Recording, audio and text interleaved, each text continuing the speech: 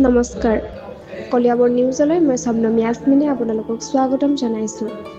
আজি আপোনালোকক লৈ যাম এক ঐতিহাসিক ধৰ্মস্থানলৈ, সৌভাগ্য মাধৱ দেৱালয়লৈ।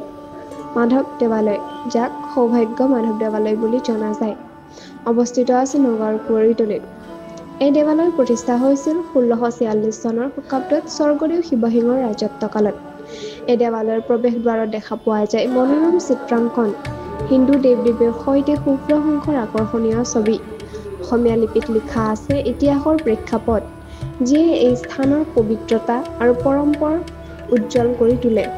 মাধৱ দেৱালয় কেৱল এটা দেৱালয় নহয়, ই হৈছে অসমৰ গৰ্ব, এক বৈভৱময় ধৰ্মীয় আৰু সাংস্কৃতিক ঐতিহ্যৰ প্ৰতীক। নগাঁও জিলাৰ মাধৱগাঁও অঞ্চলৰ এই দেৱালয় আৰু ইয়াৰ আশে-পাশে থকা বহু প্ৰাচীন মন্দিৰ আৰু প্ৰত্নতাত্ত্বিক স্থান সকলোৱে মিলি এই ভূমিৰ গৰ্ব বঢ়াইছে। চাওকচোন, ইতিহাস আৰু ভক্তিৰ মিলনৰ এই সাহসত নিদৰ্শন সৌভাগ্য মাধৱ দেৱালয়। জড়িত থাকক কলিয়াবৰ নিউজ চেনেলটোৰ লগত। চেনেলটো লাইক, কমেণ্ট, শ্বেয়াৰ কৰিবলৈ নাপাহৰিব, লগতে কাষতে থকা বেল আইকনটো দবাবলৈ নাপাহৰিব। ধন্যবাদ।